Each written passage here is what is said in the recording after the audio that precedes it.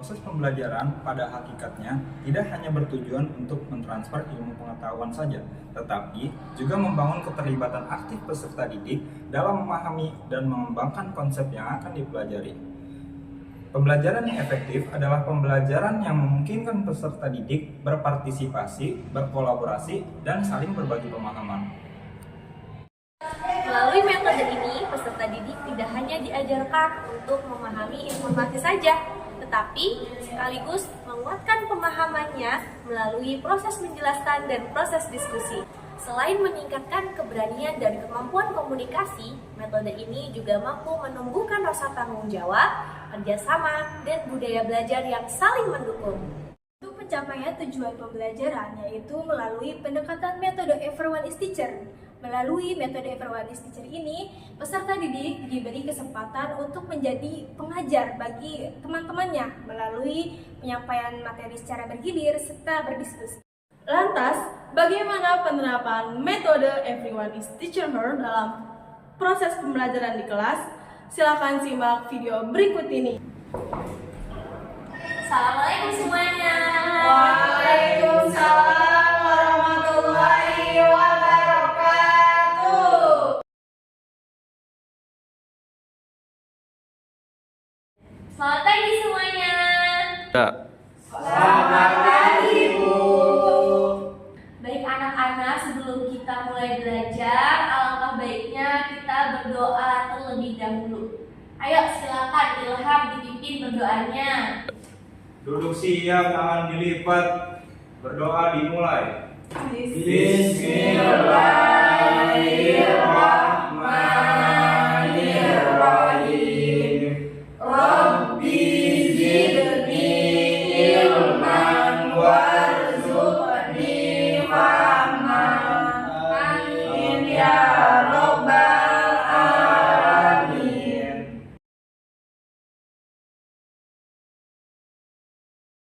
Oke, sebelum kita memasuki pembahasan tentang buku,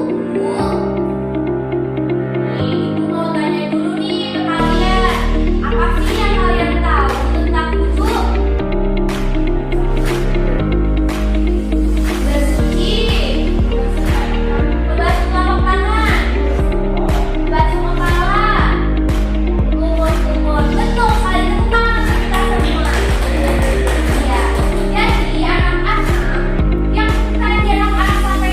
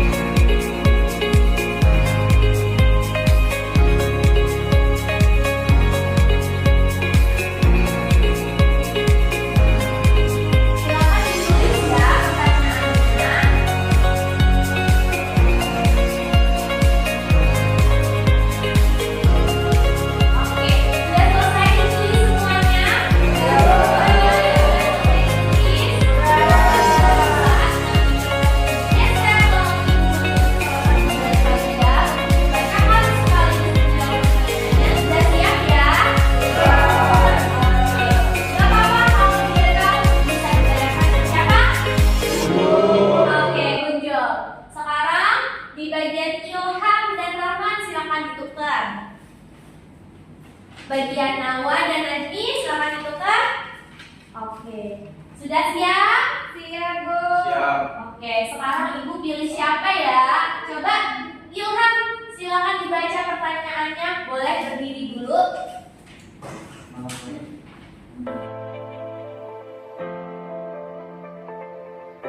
Pertanyaannya, apa saja sih yang membatalkan wudhu? Nah, jawaban saya yaitu yang pertama kentut, terus ada BAB. Oke, tepuk tangan untuk Ilham. Jadi sudah paham ya semuanya? Apalagi tadi ada pertanyaan tambahan dari Rahman ya.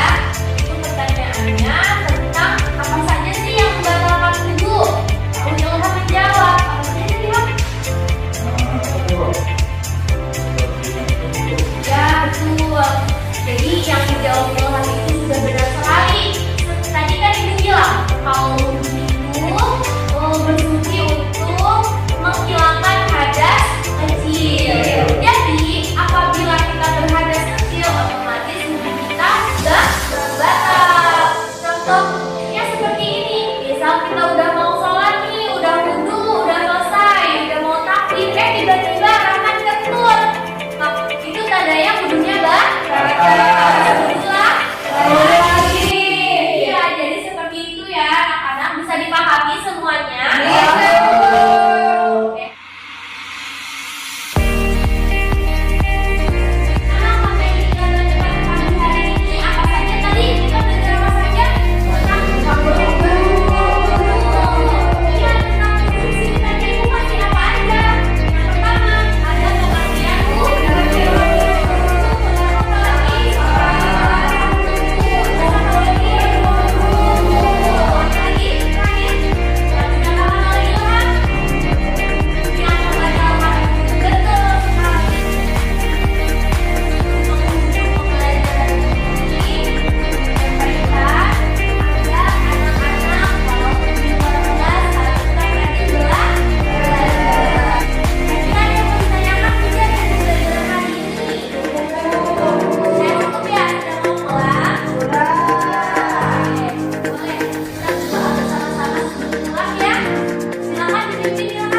Duduk siap, tangan dilipat, berdoa dimulai. Bismillah.